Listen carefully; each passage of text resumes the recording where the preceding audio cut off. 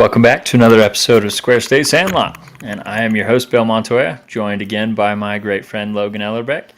Hello! Good to see you, Log. It's been Good a to little see you. bit. I haven't been too long. Well, In a fact, couple keep weeks at popping least. in. You know, when we were younger, me and Kyle were always told that we looked so much alike that people would get us mixed up. So you don't even got to pretend like it's me. I'll just claim to be Kyle. Oh, you got to grow out the beard. I can't do that. Look even worse. All right, well, we'll get right into it. I did want to highlight some things that are coming up on our schedule, and that is we're going to do a couple of the community spotlight episodes where we feature some of our friends and family in the Sweetwater County area that are doing some cool things. So we're just working on the scheduling for that. So keep an eye out for those. And then as a reminder, we do thank you guys for your support and just encourage you to subscribe on your podcast platform of choice, YouTube, and make sure you have the notifications on so you don't miss any of our episodes as they go live. We like to do a lot of these live streams on Twitch, YouTube, Facebook. I mean, we're pretty much everywhere. So anywhere you want to tune in, we'd love to have you join. Without notifications, you miss this one too because, this just popped up 2 hours ago. So notifications are important. Make sure you click that bell. Make sure you click the bell. All right, so we'll get into NFL because I feel like that's kind of the bread and butter of what most people tune into in terms of sports. So I did want to mention just right off the top the Monday Night Football game between the Patriots and Cardinals. In the first quarter, Kyler Murray actually first 3 plays. Yeah, I was going to say it was really early in the game. I hadn't even tuned in yet, and he had already been carted off the field. And it was a non-contact injury, so looks like he blew that knee out. Yeah, anytime you see those, it really scares you that it's probably the ACL, and he's probably done for the rest of this season at least, if not a good chunk of next season if he has to rehab that thing. So it looks like they're going to lose this game. Do you think? Well, I think it might actually officially eliminate them from the playoffs if they do, but assuming Kyler Murray's out, I think they're probably done for this season, yeah? If you're honest, even if with Kyler Murray's there, are they really a playoff contender? Like, San Francisco's dominating that division. Yeah. So even if he stayed, I don't think they were a contender. But with him gone, they're definitely out. They're gone. Yeah. And that's not to disparage Colt McCoy. I mean, he's been a decent backup wherever he's played. But disparage him. He was a starter for Carolina, and you know what he did for Carolina? He didn't do anything. Yeah, that's fair. But like I said, he's not a bad backup. He is not a good starter. So, yeah, I think they're probably done. Obviously, it sucks to have your franchise quarterback, if you can call him that.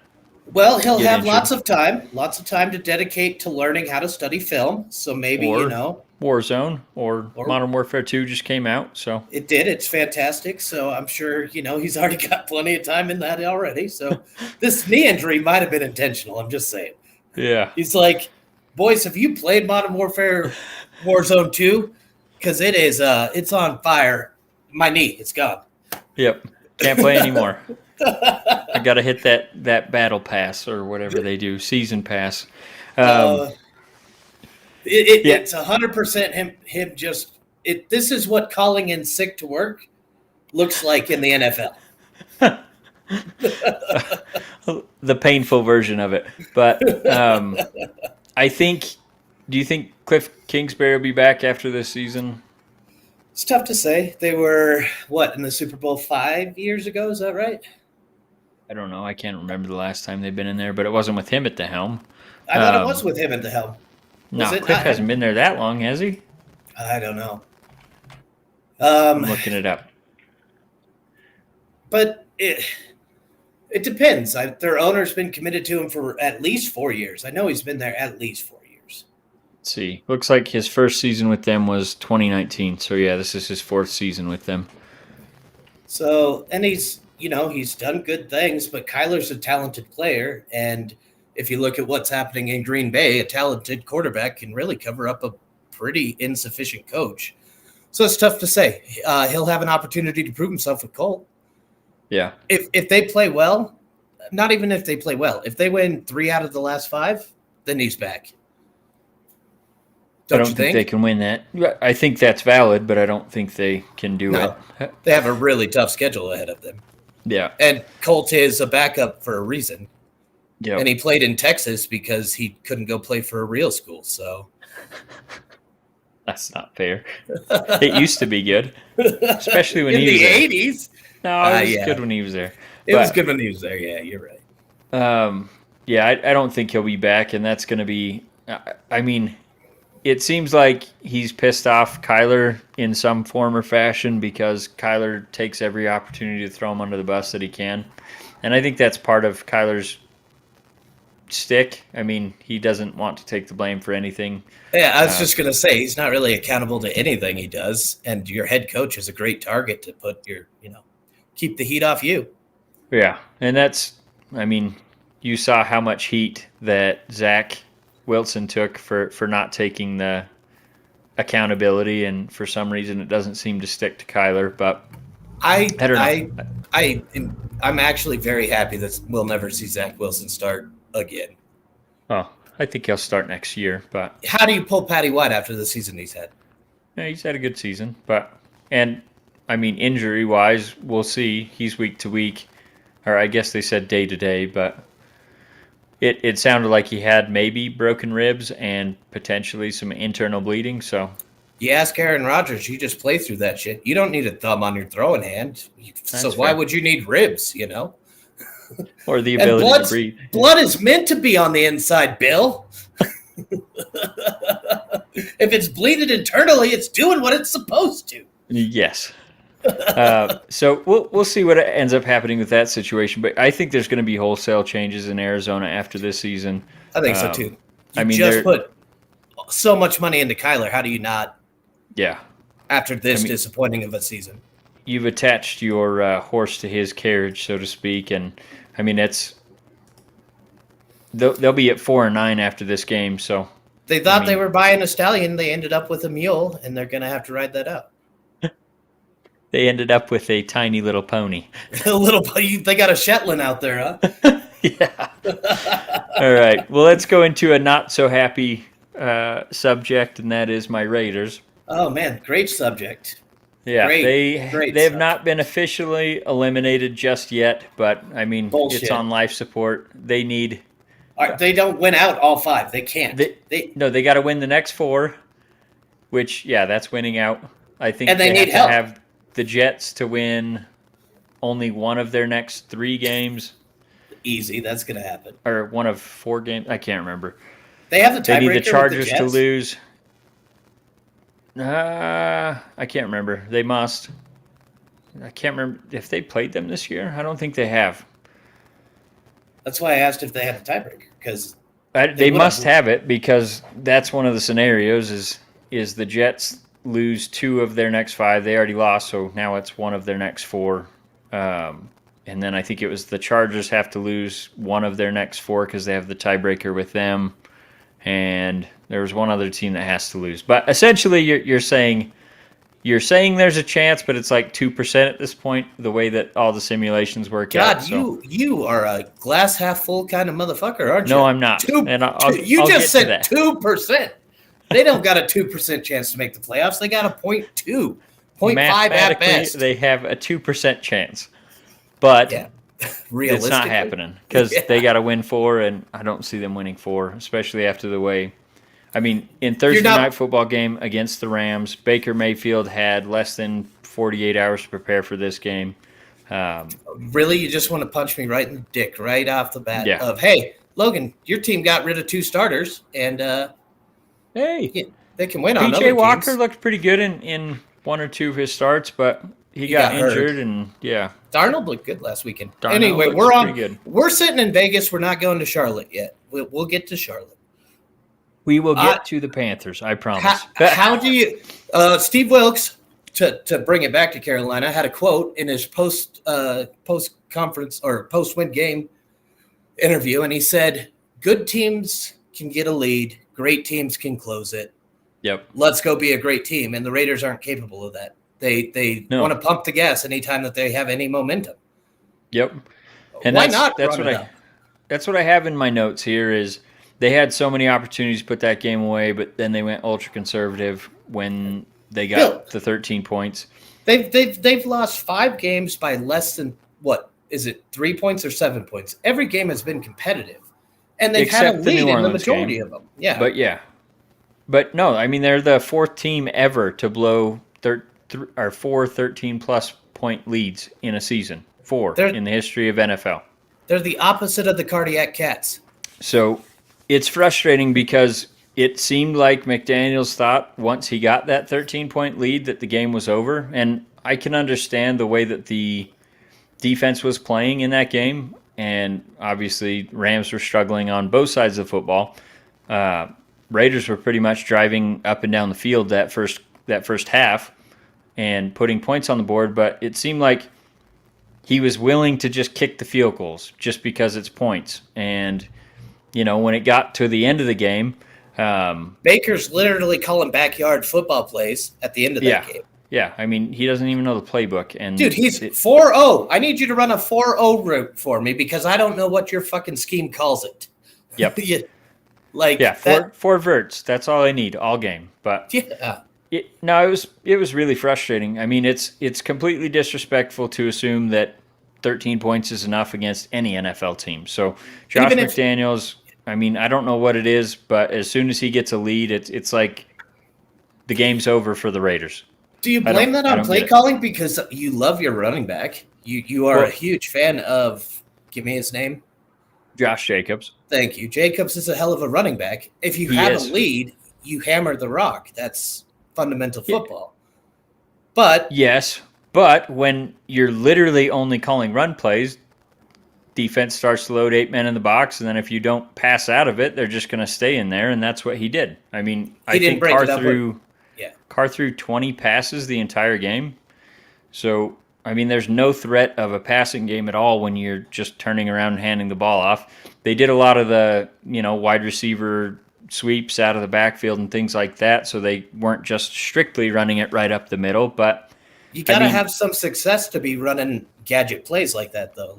And they didn't have it. Their offense was a stagnation on the second half. Well, and I don't know if Josh McDaniels knows this, but Devontae Adams is on this football team, and 3 completions to him. Could have fooled me. Two of them were, spectacular catches. The other one was just, a short completion. But man, it's very easy to forget that you guys have the number 1 receiver in the league on your team. Yeah. And I was reading an interesting stat about him. It said, I think he played 63 games in Green Bay, and he had 10 or more targets in every single one of those games except for one. And with the Raiders, he already has 4 of those games where he has less than 10 targets. So, is it the Raiders or was it Aaron Rodgers? Aaron Rodgers has literally made a fucking wide receiver of the year candidate in 4 games with a broken thumb. So it could it be Adams is just getting exposed for the fact that he's not as good as a route runner as he thinks he is? No, God, no. I agree. I'm just playing devil's advocate on that, but not a chance. That's the counter talking point to that, though. In triple coverage, he was still getting open with the Raiders. I mean, it's just the ability of Carr to read a defense and get the ball into those smaller windows that you're going to see when you have a Devontae Adams. I mean, he's going all over the place just to get open. He's getting separation even when he is bracketed. So I don't know what the deal is. It seems like McDaniels is saying, here's where the ball needs to go, and that's where Carr throws it because he wants to please his coach. And do you know what would help McDaniels out more than anything? Is if he had an offensive coordinator behind him that he genuinely respected, and he would allow himself to take a step back from it. Yep. You can't be a head coach and an offensive coordinator. You can't. Well, plenty of coaches do. Not true. He can't. No, I don't think there's an NFL coach that's Shanahan respects his offensive coordinator. Yeah. They're scheming up together. He has a second brain that he bounces off of. McDaniels doesn't. Well, so Carr's in a position where he has to suck his dick.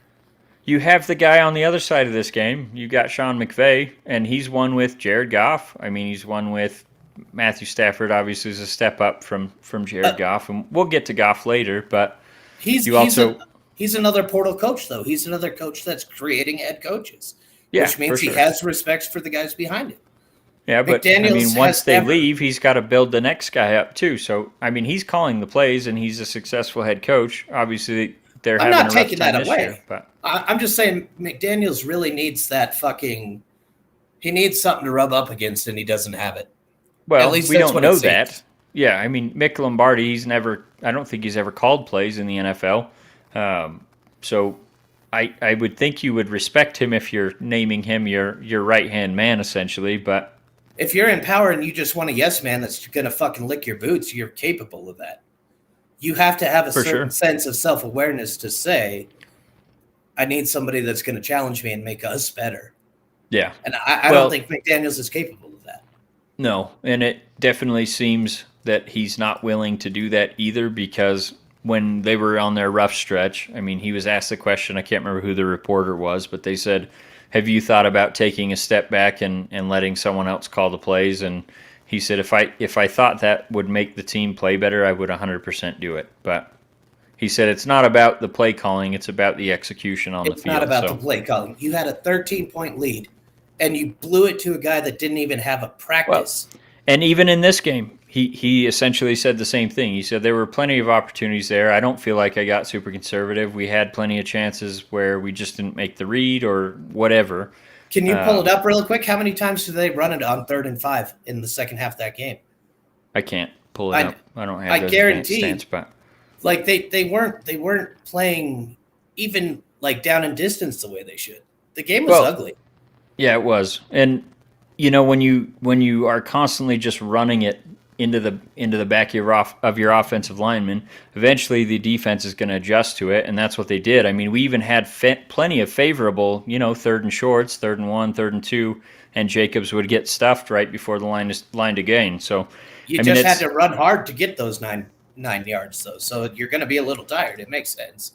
yeah. Well, and I mean, we lost Alex Bars, Jermaine Illuminor. He got hurt in that game as well, and bringing in the backups, you could tell that there was a situation going on with the cohesivity of that offensive line that had been actually doing very well the last few weeks, and in fact, they played so bad.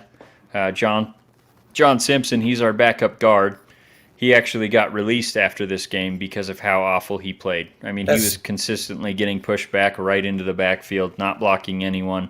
He's looked awful all year, and he was one of those 2020 John Gruden, Mike Mayock picks, so we knew he bashing wasn't on long for this roster anyway, but I think they were so disgusted with his play when he finally got the chance to go back in there. I mean, they had pulled him since week 3, and this let was his first action. I don't know. more points helps in that game. Different play calling helps in that game.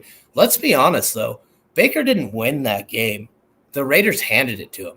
Yeah. You have a 98-yard field ahead of you, and you're going to give up 2 15-yard penalties in that drive? Yeah. Well, Like, what? that's the frustrating thing is you had the play that should have sealed it when Max You- Crosby made that sack. Or And when then- he picked it off. That one too. But even before that, I mean, you had Max Crosby and Chandler Jones combined on that sack, and then Baker picks up the ball, goes to hand it to the ref, and Jerry Tillery knocks it out of his hand and draws a 15-yard flag, which Such a not only negated. I mean, that was a 9-yard loss, so it essentially turned into a 6-yard gain on that play. You get the down back, and it stops the running clock. Exactly. That was when he made that penalty. It was at 1:20 on the clock, and it was going to take them 20 seconds to get a play in, Minimum. get lined up, and everything. So And you're they're looking at at a long. minute. Yeah, 2nd and 19, and then you have I don't remember. They had gotten a chunk play right before that, but you're still looking at probably 80 plus yards to go with a minute left and a running clock. So yeah, I mean there were so many stupid plays, so many stupid penalties. The second play of that 98-yard drive, literally, Baker lines up, throws a shit fucking lobber pass, incomplete, steps up for the second play of that drive, and he throws a pick. Yeah. And your guy is literally there's no reason to have defensive pass interference holding on that. Like, you had advantage already, and you're not the guy that got the pick. You just fucked your team. Like, that drive should have ended at 148. Yep. It should have been, we sent Baker in at 152 to fucking see if he could put together a 98-yard drive, and second play of it, he fucked it up. Yep. And it got negated on that play. Yeah, penalty. And then, I mean, even 15 seconds left from the 23-yard line, and we play press coverage with no safety help over the top. I mean, It was... Oh. I don't get it. I don't get it at all. I mean, it's been... That drive is a perfect summing of what your head coach is doing, though. The penalty where you smack the ball out of the guy's hand, that's a reflection of your coaching. The fact that you have an underneath play that doesn't need to make a hold and lose you an interception, that's a reflection of your coaching. Like, yep. I really blame McDaniels for everything that happened with the Raiders this season. Yeah, I mean, it was they had so much talent. I don't want to say it's a well-oiled machine before when he inherited it because of all the crap that happened last year. But, I mean, there was a winning culture there. Bisaccia had those guys running through walls for him. You make the same additions and have the same coaching staff from last year. I don't know what kind of success you're going to have because, honestly, I felt like our OC and our DC were both subpar. But with Bisaccia running the team, I feel like we would have had a better success rate this season. Well, but I also don't know if they make that move for Davante Adams if the front office is there. So it's tough to say. Do you need another weapon on that offense? Well, last year, you guys put up much better offensive numbers than you did after getting. Hindsight's 2020. I mean, you're not going to expect Waller to miss the entire season and Renfro to miss the entire season. So every time I talk to you about culture or about football this year, you said it yourself. Culture is what wins games. You don't need superstars if you have a culture in your building. No. Yes, but Mac Hollins would be our number one receiver with those two out. So I don't think you're going to win very many games having no offensive weapons at all. I didn't know Waller's name until last year. He's been in the league for 8 years, right? I think he's technically only played in like 4, but I didn't know his name until last year. Yeah. You don't know who the next superstar is until they're on the field and they're making plays. Period. The stupidest thing they did was cutting their coach and hiring McDaniels. Yeah. And Chucky, Chucky like Jr., he fucked it up.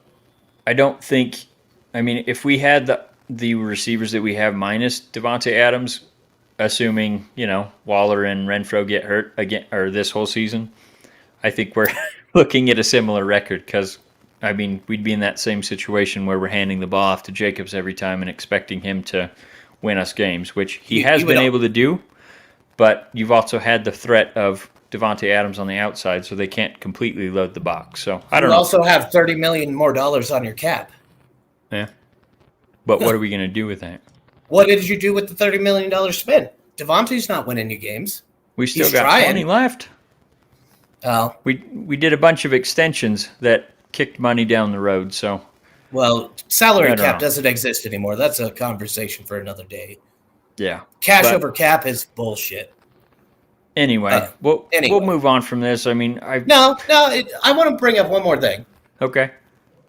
They have the best stadium in the league. They have the best training facility in the league. Yep. They have excellent players, individual players. Do you even consider getting rid of McDaniels? Do you think Davis is capable of saying you were the wrong hire? If you're asking me, should they? I would say no, I'm asking if they're capable at all. They're not doing it. Would they consider it? I'm sure Mark at the end of the season will consider it, but at the end of the day, if he gets rid of McDaniels, Ziegler's got to be on board with it because he's, head of football operations essentially as the general manager, and that's his best friend going back to college. So it's going to be a tough ask for Mark to say, Ziegler, I want to keep you, but I don't want to keep McDaniels. He also is already paying John Gruden. He made a financial settlement with him, so he's paying him currently, and then he's paying McDaniel. So I doubt he's going to want to pay 3 coaches for one team. Yeah. And he doesn't have other wealth to back it up either. His money is his team. He's got plenty of money. No. It's not like he doesn't have the Walton kind of wealth where he can just No. say, "We'll fucking eat it." Yeah. He feels those payments. I think honestly, any NFL owner at this point, based on the money they're getting from their TV deals, can eat any contract they want to eat. I actually read something real interesting about that. That's not the case. Not all teams are capable of cash over cap. Well, I'm sure it's not the case for everyone, but when we're talking, head coach salaries, especially McDaniels is not making $10 million a year. He's probably making closer to 5 or 6. So if you cut those loose, I mean, you're still making those payments, but it's not going to be a lump sum of $15 million right up front. No. So he can make the payment. He's just bought a WNBA team. He just bought a freaking house that's mirrored to the stadium. Just did all the facilities. So he's got money. He's in that class of people that I despise. I don't doubt that. I'm just saying it. It's not fucking. He's not a Walton for sure. He's not Elon Musk. He's not Tepper. No. And there's a segue for you if you want to go into Carolina talk, because fuck Tepper. Well, yes, we'll get into them. I did want to mention real quick just that the Sunday night football game against the Patriots that was supposed to happen this upcoming week, they actually flexed it out because of how inconsistently that the Raiders have played this season. I think they wanted a guaranteed better matchup, and that's a NFC East matchup. I think it's the Commanders, the Commies, and I want to say it's the Giants that match up, that replace that game. So I haven't heard the Commanders referred to as the Commies, but I'm taking that. That's not bad. Until Dan Snyder is forced to sell that team, I'm not a big fan of them. So I'm not a big fan of them, period, because then we get, Lex Luthor coming in, or Pitbull, or what's his real name? I can't remember. Jeff Bezos. That's right. Fuck that guy. You call him Pitbull? Yeah, he's Lex Luthor. He literally stole Pitbull's look, or Lex Luthor. He's one of the two. All right. I like Lex Luthor better. I mean, it's fitting. I really wish we had Superman to fucking defeat his evil ass, though. But how do you feel about those flex games? Because when we were coming up, the schedule was set. Leif called me up and he goes, "We got tickets for the Broncos game, and it says that it'll be on Saturday or Sunday. They're not sure." And I'm like, "That's because that game's a flex game, Leif." So I like it just because, we've already seen enough Broncos in primetime games this season. They're not putting on more competitive primetime games. Monday night has been an absolute shit show this entire season. Yeah, Monday night set, Thursday night are set, but the Sunday night football games are the ones that they can flex out, and then there are some Saturdays as well as we get closer to the end of the season. So those are the ones that they can flex, and it tends to be really good, especially at the end of the season. I remember we had the Beastquake game that got flexed to Sunday night football that one season. Can you imagine Buffalo and Minnesota on Sunday night? Game of the year on a Sunday night game? That would have been amazing. Yeah. I mean, there's opportunity. Especially towards the end of the season, you tend to know what teams are. So flexing those matchups into primetime is a lot less of a crapshoot than, them putting the Broncos on primetime 6 times before week 12 or whatever it was. And every single one of them was horrible. Let's ride, Bill. And speaking of the Broncos, they have officially been eliminated from the playoff contention this season. I think that's their 7th season in a row. So for all our friends, family that are Broncos fans, sucks to you suck. assholes. The last successful season you had was beating the Panthers in the playoff or in the Super Bowl. So fuck you all. I am so happy to watch you guys suffer. Loag makes his feelings well known, as you can see. But no, I don't really know. Obviously, I think Hackett's gone. I don't know what else they're going to do. I think there's going to be massive turnover there. I mean, your wagon is successfully hitched to Russell Wilson. A dead horse. For better or worse for the next 3 seasons at least, I would guess. They rounded up a field mouse and put it in control of that fucking wagon. I mean, they are fucked. Honestly, they could get out of it if they really wanted to by doing a post-June cut, and then they could split the cap hit into 2 seasons rather than just 1. But this upcoming season, I believe it was $107 million for that cap hit that would be split into 2. Cap is reportedly going up to like 220, so it would only eat up a quarter of your entire salary cap if you cut him next year post June 2nd. Yeah, I think we'll So, see Russell ride out the end of his career in just swimming fashion. well, Oh, that poor man. like I've talked about, I think he'll have a better season next I year. don't. I How? hope not, but How? obviously, well, it can't be much worse than this year. His arm's not going to get better as he ages. No, but I feel like he'll be in a more competent offensive system that maybe fits his. Because, His head's not the problem. His legs well, are.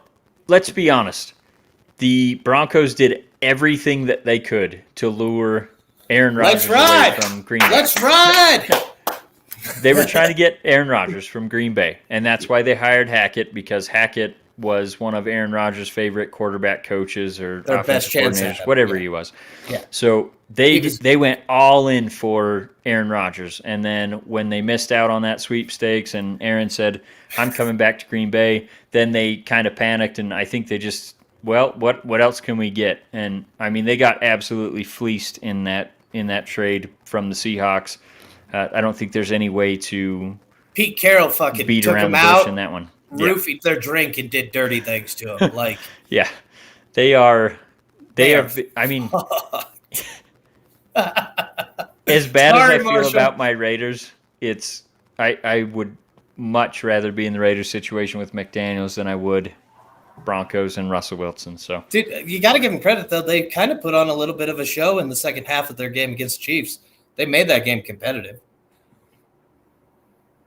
yeah, I was surprised how competitive they were in that, and They were down 21, weren't they? yeah, it was 21-0 when they started to come back, and I think they closed it to within 7, if I remember right. I think it was 28-21. 28-34. Yeah, something like that. So it was. Don't stop me. That is exactly what it was. Something like Yeah, that. My ass. Fair enough. So anyway, I mean, they played. That was probably their best offensive performance of the season, and I think. Do you know why that was though? Because Russell got his head cracked in the third quarter, and they had to bring in their backup.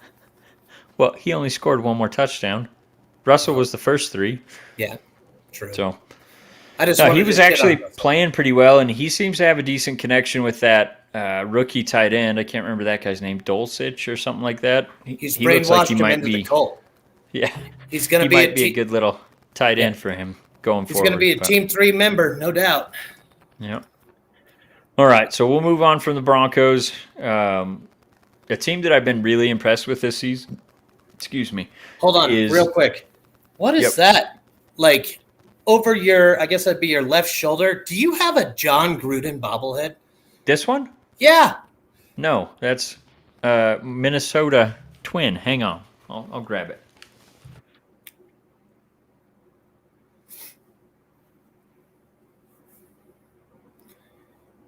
It was creeping me out because I just saw a little face over your shoulder over and over. There it is. It's a little dusty, but it's from my first Major League Baseball game. It was a Twins game in Minnesota. They were doing bobblehead night. So it's Corey Koski, I believe. That is a keepsake that doesn't go away then.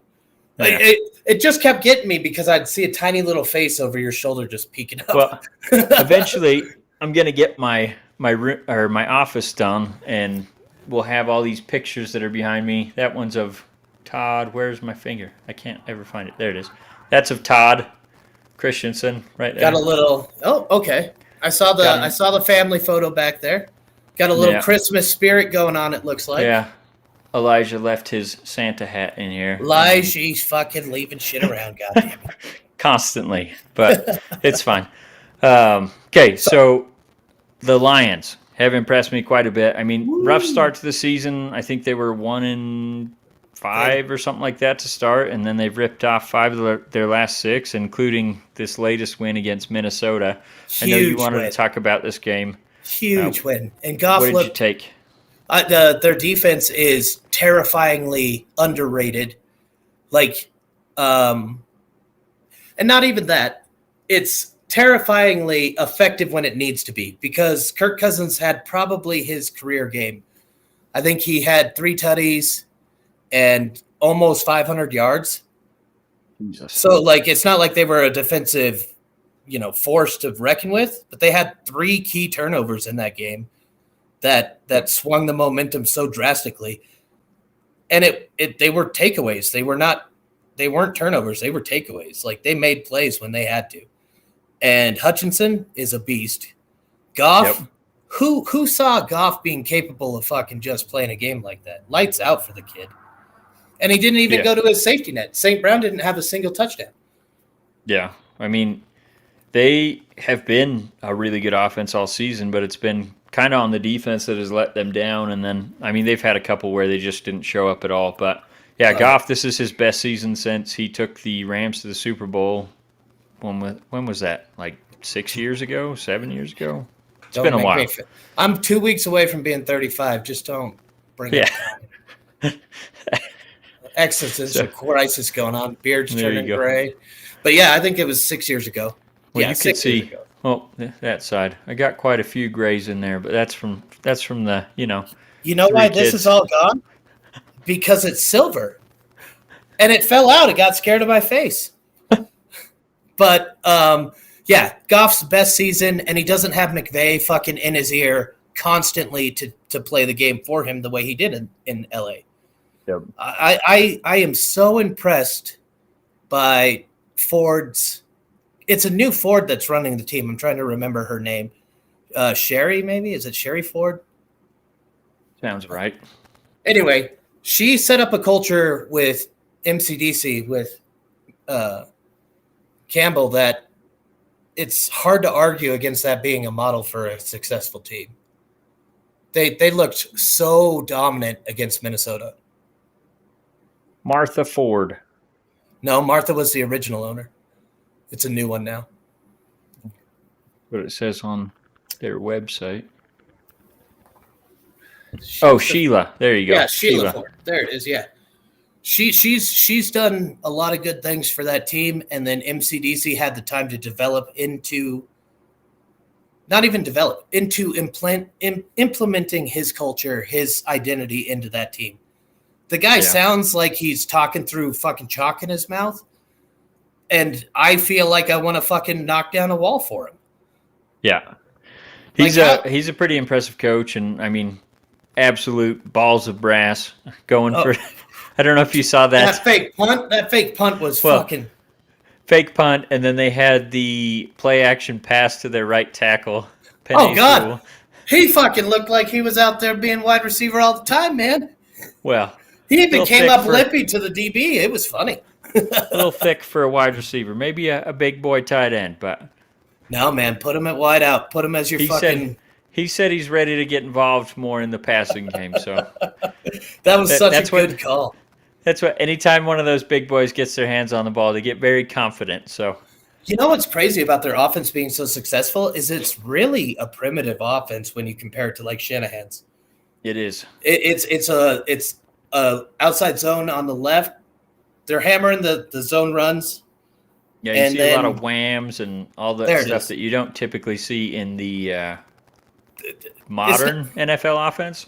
Well, a lot of the modern NFL offense is about blocking schemes, and MCDC doesn't seem to have too complex of schemes. Hey, do you boys like hitting people? Cool, come be an offensive lineman for us. Bite some knees. Dude, man. But, no, that's the thing that scares me about this season for them is they've had a top-ranked offense, and I feel like Ben Johnson, their offensive coordinator, is going to get a job elsewhere. And that's where I always worry about Jordan Goff having a little slide back of the play. Yeah. So, I don't know. I've been really impressed with their offense for sure, and the addition of Jamison Williams. Dude, successful season for them. Play. I did. Yeah. Amazing. First catch of the NFL's touchdown? Yep. Get out of here. But a successful season for them, honestly, is making the playoffs and getting a playoff win. It's like Cleveland was 2 years ago when they got their playoff win. That was like winning the Super Bowl for Cleveland. Yeah. If Detroit finds a way to fight their way into a wild card and gets a win out of that slot, Dan Campbell's a fucking god in Detroit.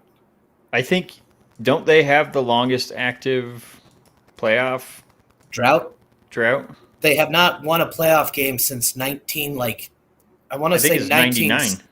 No, it's over 30 years. Barry No, they Sanders. won one with Barry, didn't Barry they? never got one. No, I He don't didn't win a think. single playoff game? Nope, I I don't think swear I so. watched him win one. Well, Let's now see. Last Lions playoff win.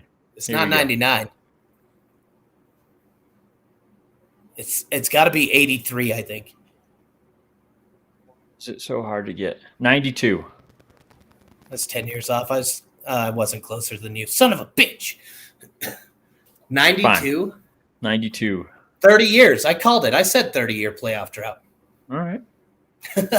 Well, he was on the team then, too. I was thinking it was the back end of his career, not the front end, but that Can was. you imagine being that I good think of a running back and never getting a win in the playoffs? he got one. He got one. Try being Megatron.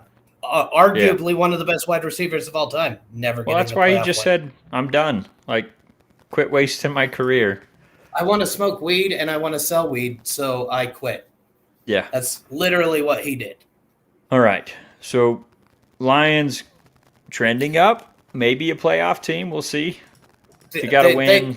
They have, after getting past Minnesota, they have such a high percentage chance of winning out. They don't have another tough game on their schedule, I don't think.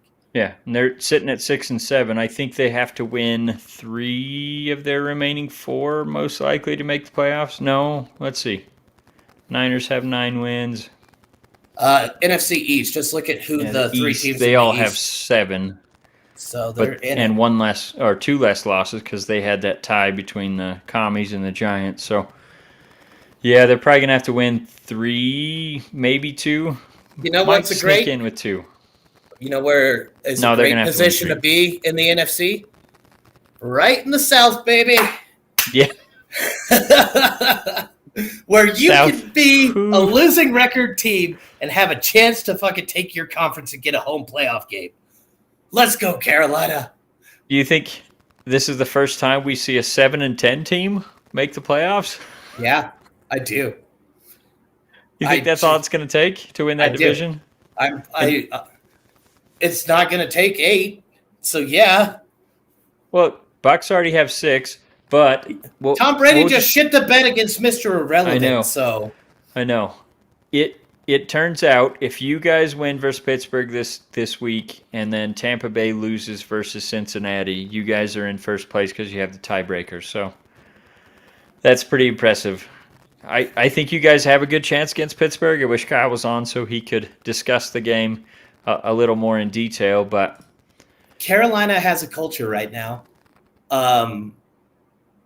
Who would have thought that you could get rid of your starting quarterback, your starting wide receiver, and your second string wide receiver in the same season, and somehow you have a higher passing percentage, you're rushing for almost 70 yards more a game, and you have more consistent receiving with less drops? Like, how the fuck does that happen?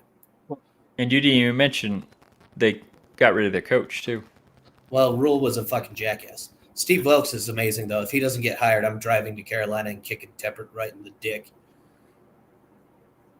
And then I'm going to South Carolina where they won't prosecute me because South Carolina hates that dude. Yeah. Just to make a dash to the border. What did you see against the Seahawks in that game? I saw 255 rushing yards happening between 3 running backs. Yeah. I saw Darnold protect the football just enough to win us the game. And like I told you earlier in the season, I saw a ton of young talent on a defense that can fucking take us places. Yep. Their defense is undeniably young, fast, and fucking brutal, man. Horn's going to be a top DB, top 5 DB in the next 3 years. Just to interrupt real quick, Brett says hi. Hi, Brett. She's watching the stream right now, so. But hi, Brett. Carolina showed me a lot. I said it. They were punting on the season. They're fucking throwing it all away. I was crying on the phone to you. And I was upset they were winning games. And somehow we are in a position to take our division and we don't even have to win out to do it. Yeah.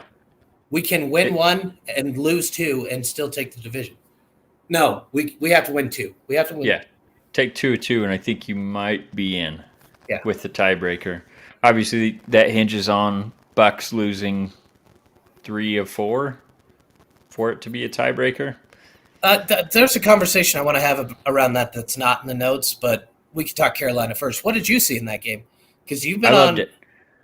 You've been on Wilkes' fucking bandwagon from the get-go. You're like, this guy's amazing, great replacement.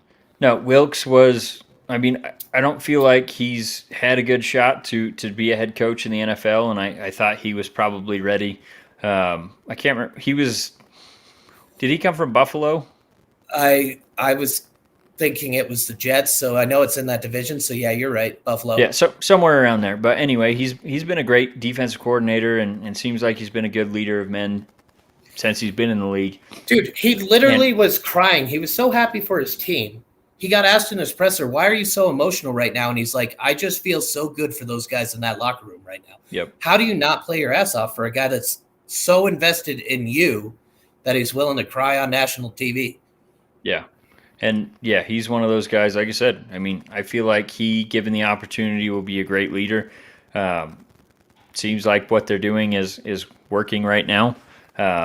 Have good young talent. I think they've gotten rid of a lot of the guys that they don't see as part of the future plans there. So they cleared up a lot of cap space with it too. They cleared up cap space. I mean, I don't know if they'll bring back Darnold or PJ Walker's the answer in the future. I don't know, but no, we're gonna go after Carr. That's the rumor mill right now on the internet. Yeah, I could see it. I mean, he would be an upgrade over probably either of those two. Here's what scares me about where Carolina's sitting. Tepper, since he's taken over the team, Jerry Richardson, in spite of his fucking bullshit, like, yeah, you shouldn't play the seatbelt game with ladies. That's fucked up, and you probably deserve to get punched in the dick. But Jerry Richardson built a team that was based around him. His football culture from his football experience. When Tepper came in, he killed that culture, and he wanted a Super Bowl yesterday. So he's bought 4 fucking quarterbacks that were all mediocre on other teams. We didn't even have Bridgewater for a full season. We didn't have Bridgewater in a full season with CMC. So Bridgewater never had a chance. Then we get Darnold. Then we get Baker. Or no. Yeah, so I guess we only bought 3. Excuse me. You could kind of count Cam Newton into that list last year. But that was more getting asses in seats. And anybody that saw Cam play, he grinded his shoulder down to nothing. Like, I'm glad he retired, poor guy. But Tepper is the thing that is going to kill Carolina. And unless he can get to a point where he goes, I'm the problem, he's going to continue to try to buy his way to success with key mark names. And he doesn't need to do that. Yeah. It'll be interesting to see if he sees just how successful Wilkes was with what he did.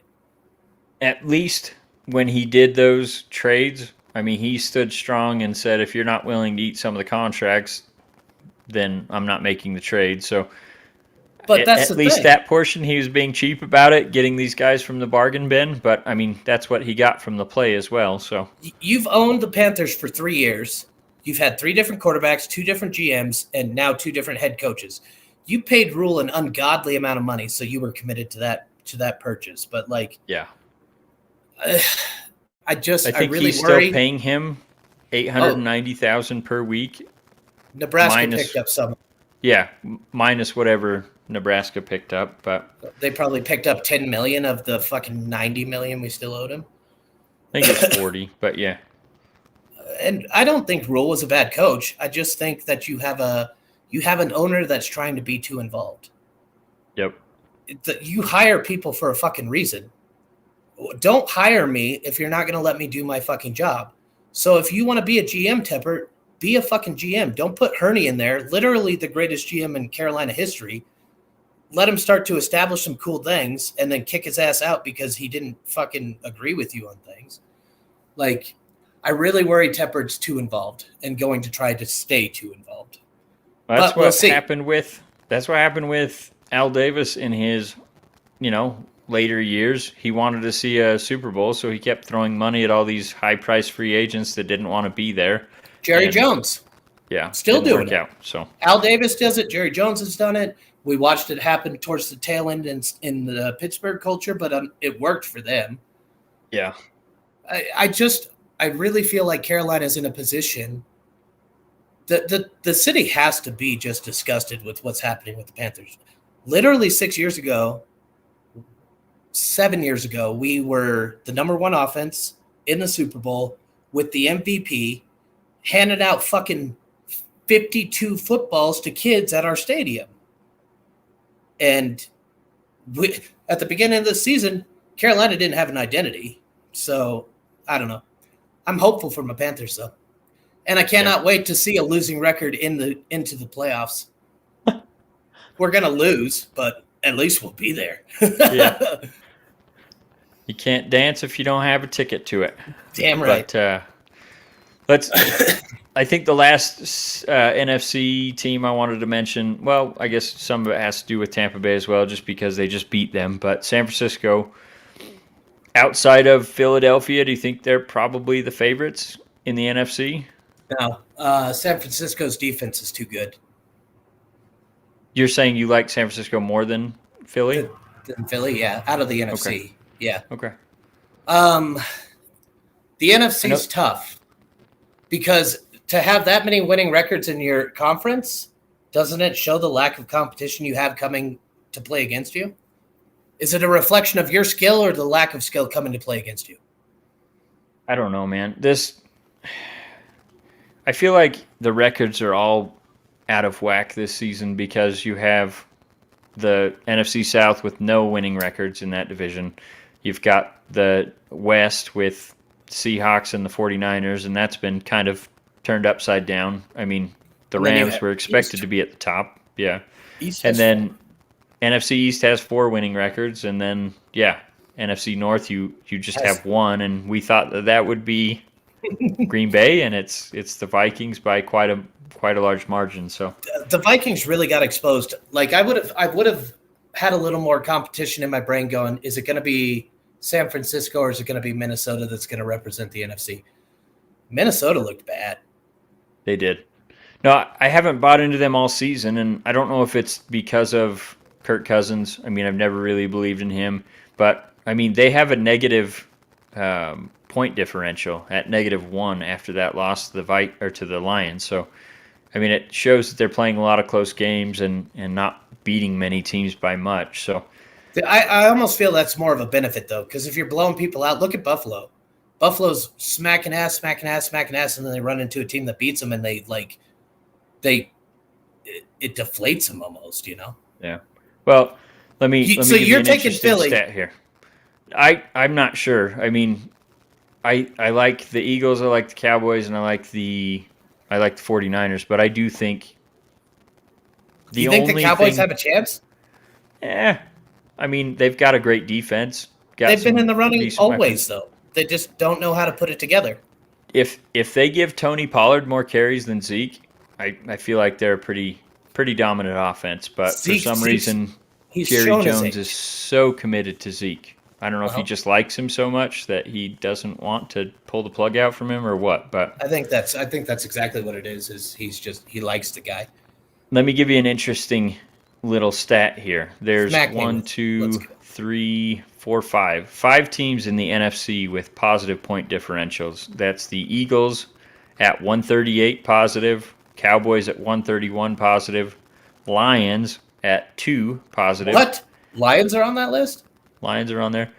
49ers at 120, and then the Seahawks at 8. So you've got 3 teams with 3-digit point differentials, and the rest with 2 and 8. So Philly's such a good team, but I just have such a tough time buying into them.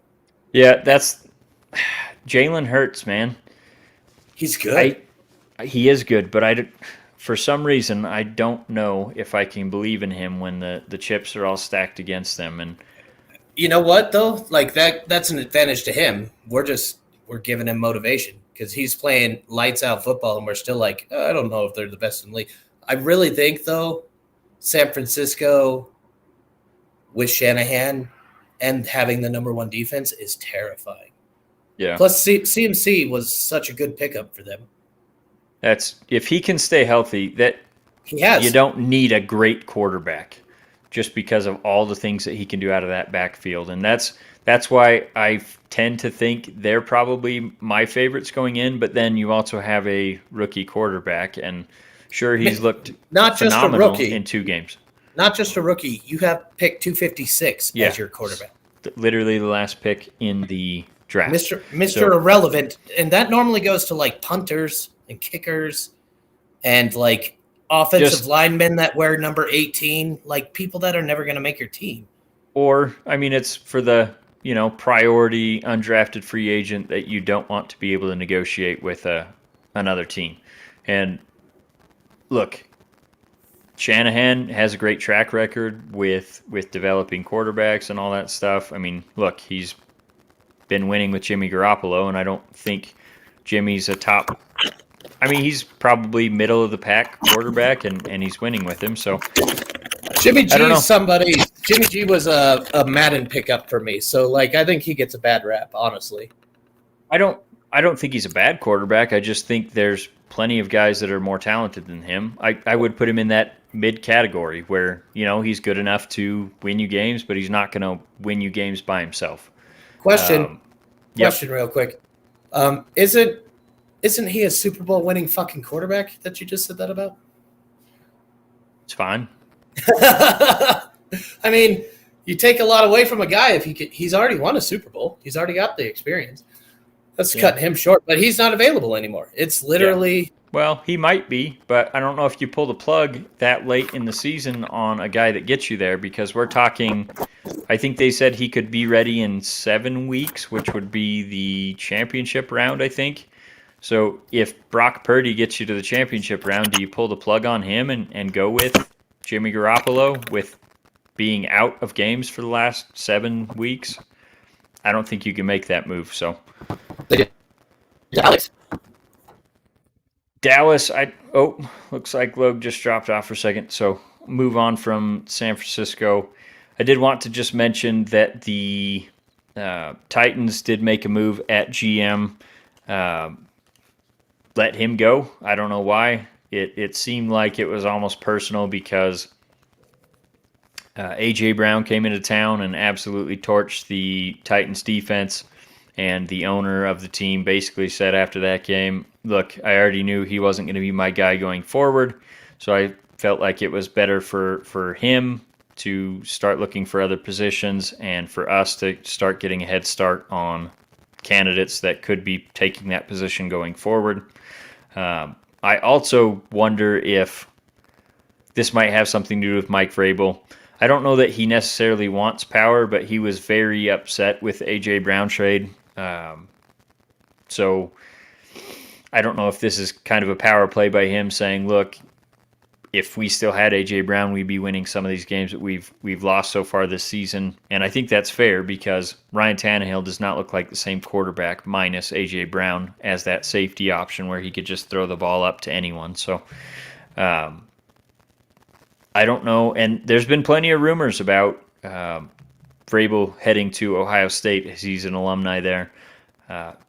Potentially one of his dream jobs as the head football coach at Ohio State. So I'd say it's a possibility that maybe they're making a move to moving on from the GM. Maybe some of that power shifts to Vrabel, trying to keep him there. Or maybe after this season, Vrabel decides that he wants to go to Ohio State. I mean, they had a good season. They're in the college football playoff, but they've lost to Michigan 2 games in a row, and typically that's what gets you moved on from at Ohio State is if you lose to Michigan. And like I said, they've lost 2 of those games in a row. So just an interesting thing there. And honestly, they haven't played very well this season, so I think there might be some movement at the end of the season. But a team that does look good in that same division, that's the Jacksonville Jaguars. They're looking much better with Doug Peterson at the helm than what they had last year with Urban Meyer. And I think they're just going to keep getting better as the weeks keep progressing. I think it's too late in the season for them to make a playoff push, but they're they're sitting at 5-8, so they're not officially eliminated from the playoffs. Just like my Raiders, I think they have about a 5% chance or something like that. They have a little bit better chance than the Raiders just because their division is still up for grabs, where the Chiefs have pretty much walked away with the AFC West. So we could see them. I mean, they're 2 games behind the Titans for that division, but Titans haven't been playing well. Jags just beat them, so maybe there's a little bit of breathing room there. If they end up with the same record, I think the Jags will have that tiebreaker. So, let's see, anything else there? I think the last note I have on the NFL was just that the Browns have made the move to Deshaun Watson, and in the 2 games that they've played with him at quarterback, they have looked awful, and that's actually good to see. As you guys know, we're not big fans of Deshaun Watson for all the crap that he did off the field in the last couple seasons with the massage therapist and all that, and then basically sitting out an entire season because he didn't want to play for the Texans any longer. He did win that game, but it wasn't anything to do with him in the Texans game. And then they really got pushed around against Cincinnati. So I think I don't think they turned it around before the end of the season. I think they're probably already eliminated from the playoffs. Again, 5-8, so not statistically eliminated, but their division, is already out of reach for them, so they're going to have to sneak in as a playoff spot or a wild card spot. And I think there's probably better teams ahead of them. And I think if they keep Deshaun in the rest of this season, obviously that's building towards next season, but I really just hope that move bites them in the ass, especially since they guaranteed all that contract with all that stuff floating around behind him. So I just had a couple quick notes on Major League Baseball, and it's all going to be pretty much A-centric. We did over last weekend, they had the Major League Baseball lottery where they assigned draft pick slots for all the MLB teams, and the A's had the best odds to get the 1 through 3 picks, but ended up getting the 6th pick overall. So that was pretty disappointing.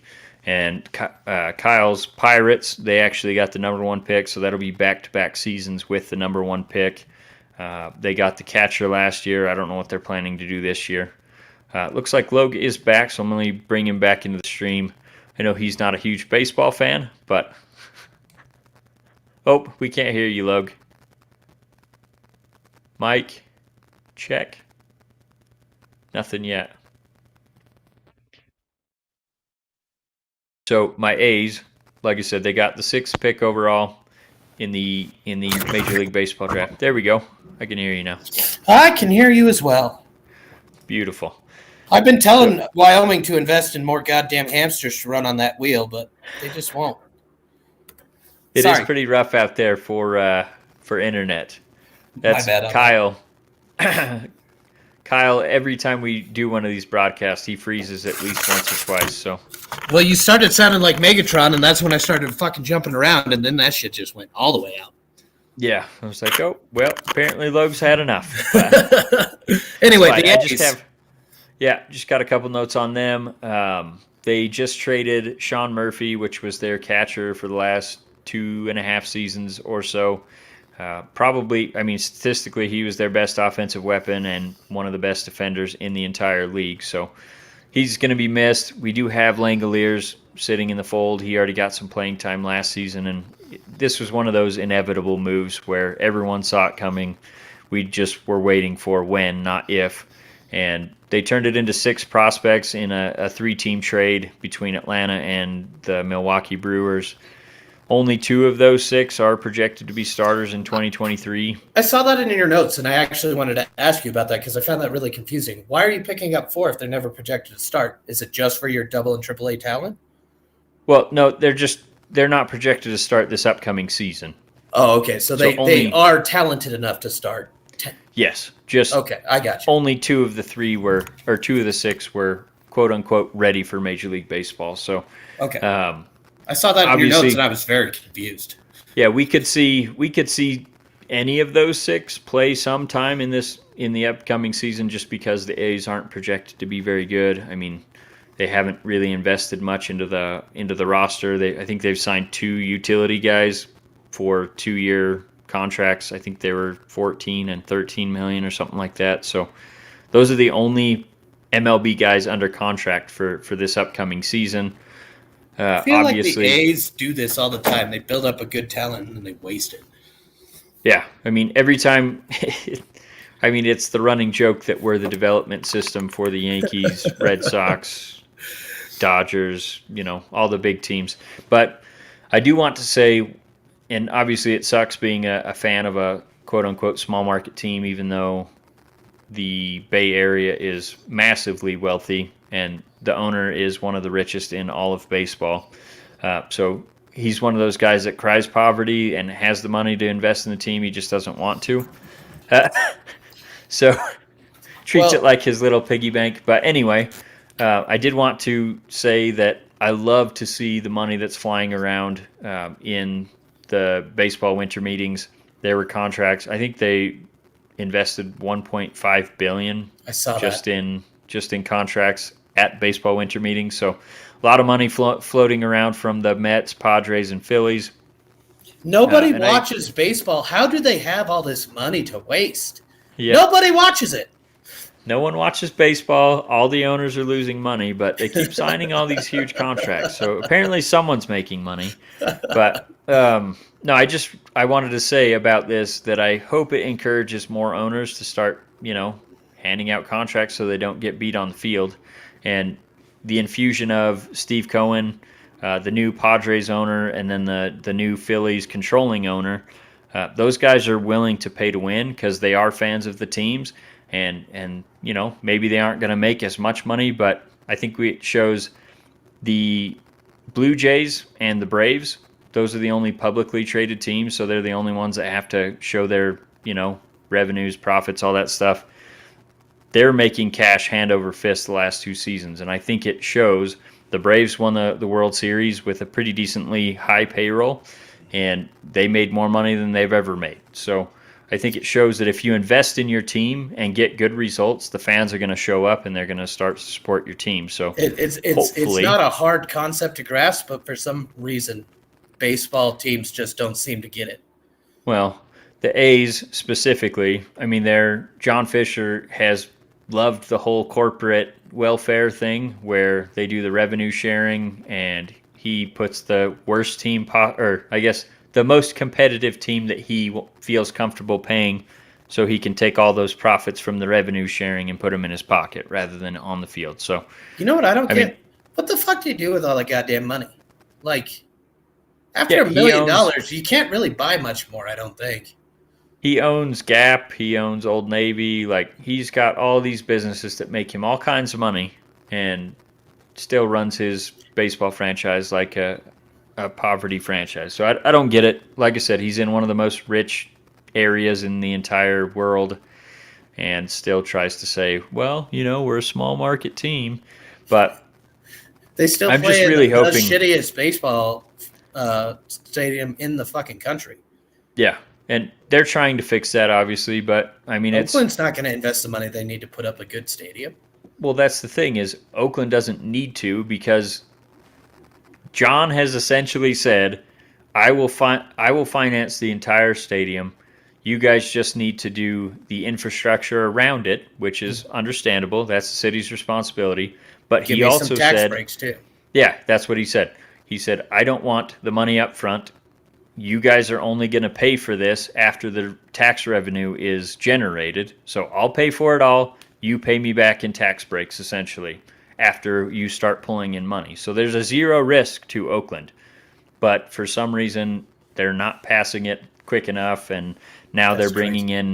they're bringing in Vegas to be used as leverage, and Rob Manfred is running out there every press conference he can do and just say, look, if Oakland can't get it done, then we're just going to go somewhere else. And I mean, There is I a don't know. certain amount of risk for Oakland though, because Tepper did the same shit to the town in South Carolina. The name escapes me, but there was no upfront risk to them.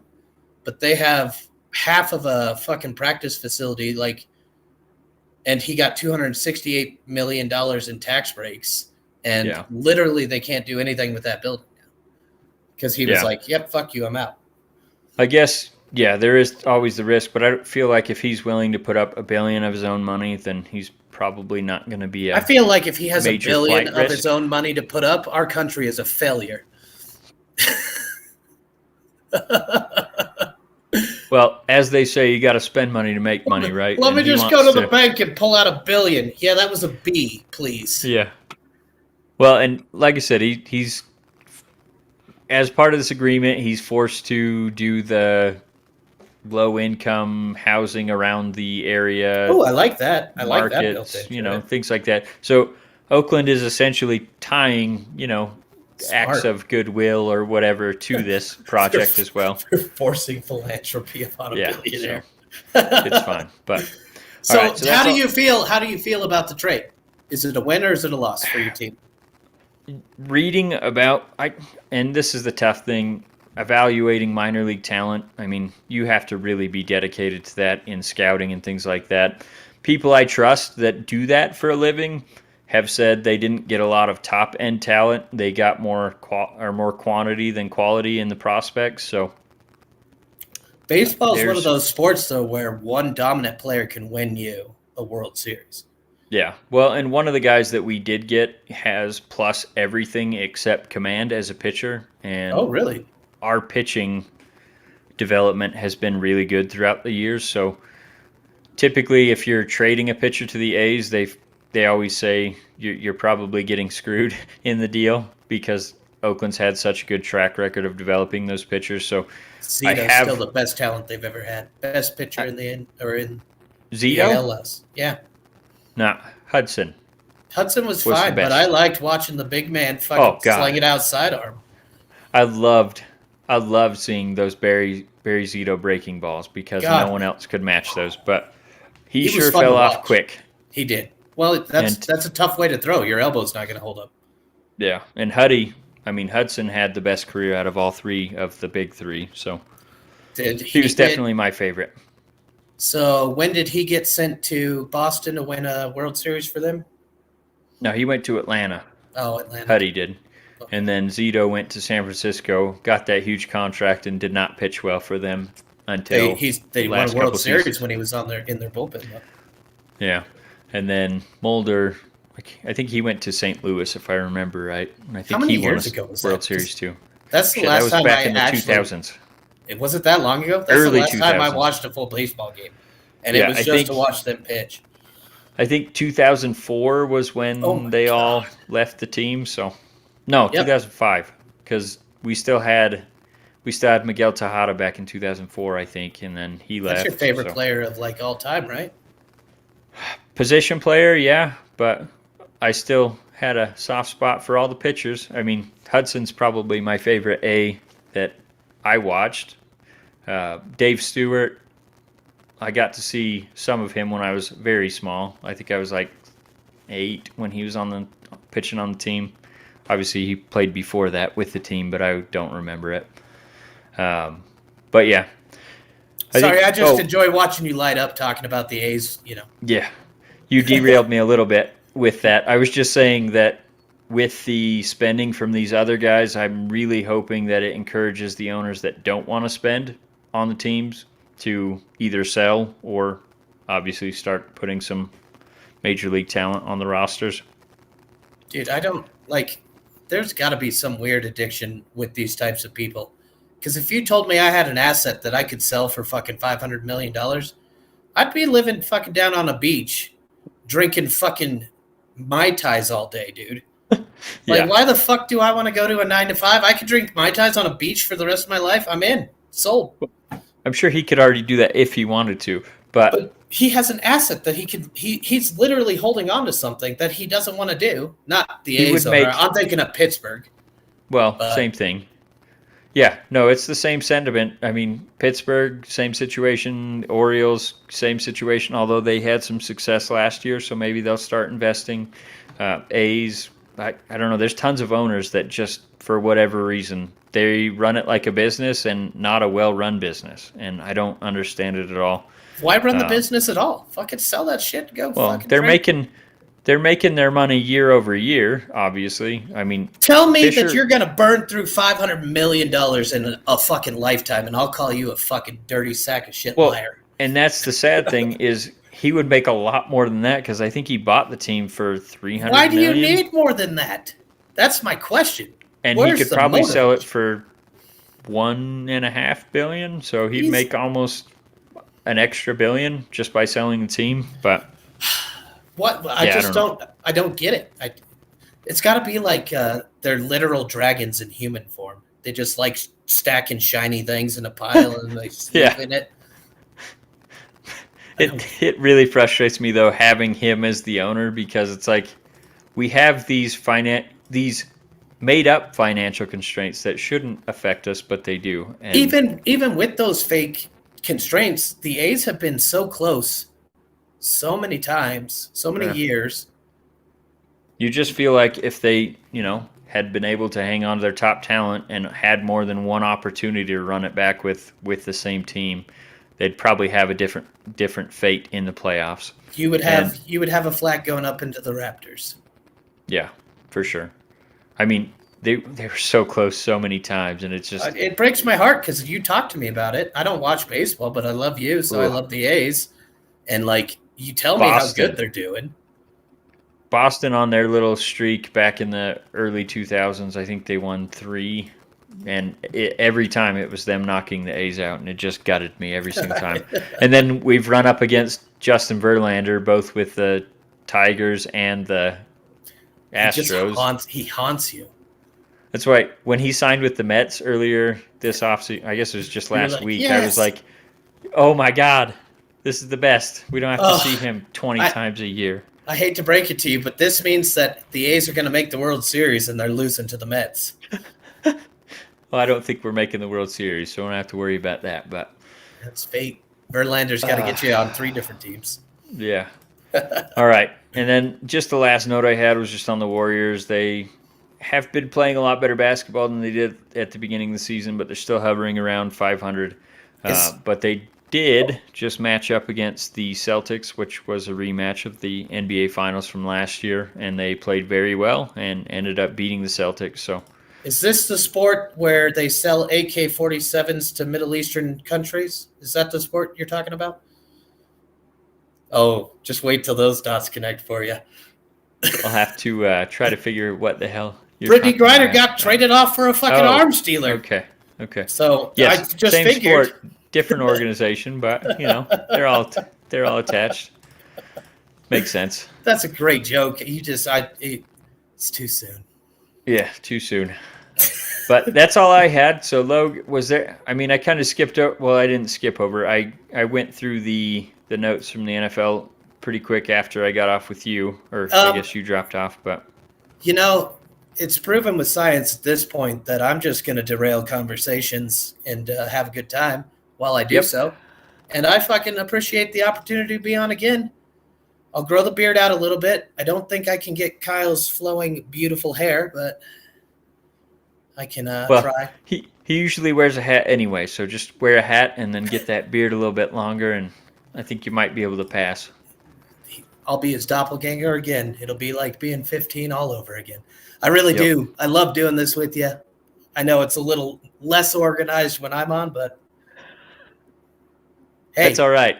It's entertaining, I think. I guarantee it. So we got Brett watching, and she doesn't even care about football, so that's a win right there.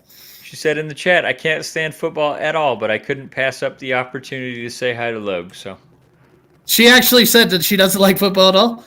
That's what she said, word for word. I can show it on here. Hey, there it is. Look at that. Hey, buddy. I'm glad we did this tonight. This is fun. Yep. Like I said, I'll have you on again.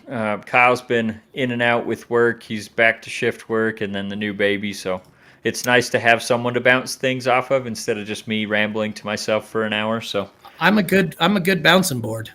Yes, you are. So although we'll have you on again soon, and I hope everyone that tuned in enjoyed this. I know there were quite a few F-bombs flying around. Oh, a few more than normal, but that's all right. I look forward to the community showcase that you have coming up. That's going to be good. Yeah, we'll have a couple of those, and then we've got When are Eric those going to Pauly. air? Give me a little teaser. When's that coming? It just depends. We've been trying to get those scheduled for a couple weeks. It's just everyone's schedule lining up hasn't hit quite yet. So I think we'll have one later this week, and then, like I said, we'll have the Eric Pauly one coming up, season recap. I don't know if you saw. Oh He's man, doing his the sideline. episode was so good. It was. He is I'm so excited. articulate, man. I fucking loved that episode. Well, that's what he does for a living. So. Well, that makes sense. He chose Yeah. right. So we'll have his season recap with the Wyoming Cowboys football team and a couple of those community spotlights coming through. So Can't wait to watch him, buddy. Okay, we'll talk to you soon, man. Hey. Thanks for jumping on. Love you. Adios.